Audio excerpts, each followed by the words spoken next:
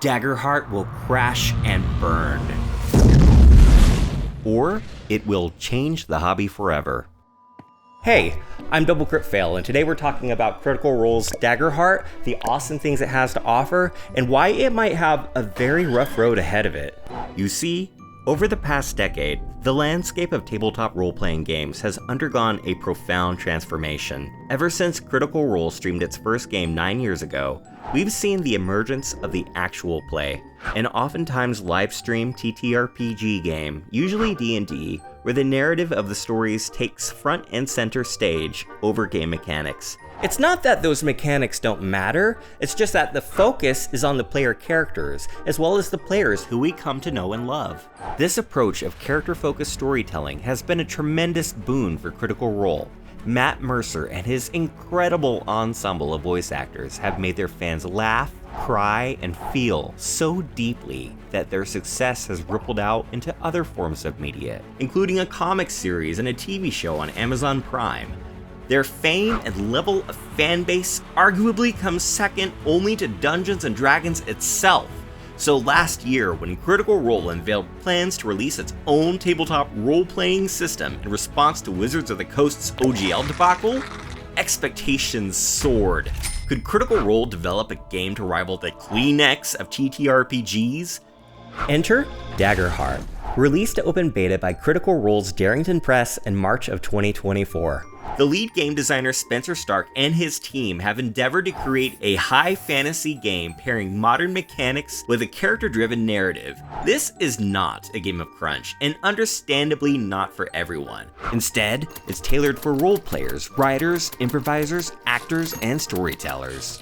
Each and every person at the table, be they a player or the game master, is regarded as an equal partner in the collaborative storytelling process. Because in Daggerheart, players don't just control their characters. They are encouraged to shape the game world and its inhabitants, even the overarching plot.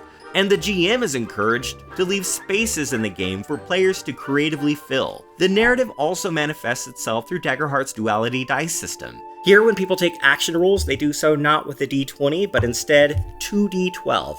One of them represents hope, the other fear. The outcome is based on the sum of the two die plus any relevant modifiers, but it is not a success-failure binary. Instead, successes rolled with fear might come at a cost, and failures rolled with hope might unveil unforeseen opportunities. This leads to a story that constantly moves forward in new and unexpected directions, which might even often surprise the GM as much as the players. Daggerheart cultivates and embraces this. It encourages the table to follow the path of the story wherever it might lead, while both the GM and players work together to weave the tapestry as they go. Here, the point isn't to win, it's about the story being told. I mean, this is a game that doesn't even have a traditional combat turn order. Instead, players go in whatever order they wish, spending character tokens to take actions until someone rolls with fear, at which point the GM spends those tokens for the adversaries to take actions of their own. This creates a dynamic ping-pong effect where no one is sure who or what will go next. Traditional grid-based battle maps are eliminated in order to make combat more cinematic. To put it simply, this is a game that's not afraid to experiment and step away from TTRPG norms and player expectations. And that's where the danger for Daggerheart lies. This is not a Dungeons & Dragons clone. It is its own game with its own mechanics and its own gameplay philosophy, albeit one that has followed in the footsteps of narrative-based TTRPGs that have come before. But whether or not players and GMs on a mass scale will find appeal in something so dramatically different from D&D? That's an open question. I've already seen lots of people who have expressed that this game is not for them, and that is perfectly okay.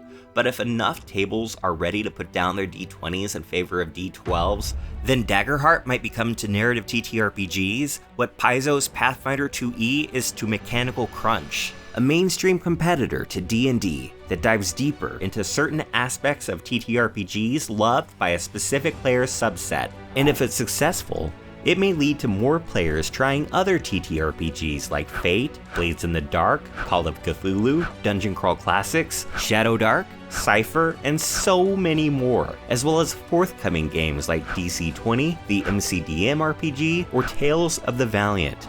This may expand and grow the community, both in terms of experiences and diversity of player base. Daggerheart may not be the game for you, and if that's the case, it's perfectly okay. Find the game that is. If it's Dungeons & Dragons, great. If it's Pathfinder, wonderful. Just don't forget that there are so many TTRPGs out there to explore and try, be they from big names, indie developers, or individuals publishing their own take on the genre. So if you're curious about trying out a new game system, maybe give Daggerheart a shot. And then maybe go to your friendly local game store, see what they have on the shelf. Pick up a new game, take a chance, roll the dice, see how it shakes out. Because who knows, for you, that new game you pick up might change the hobby forever. Thanks for watching, and I'll see you in the next one.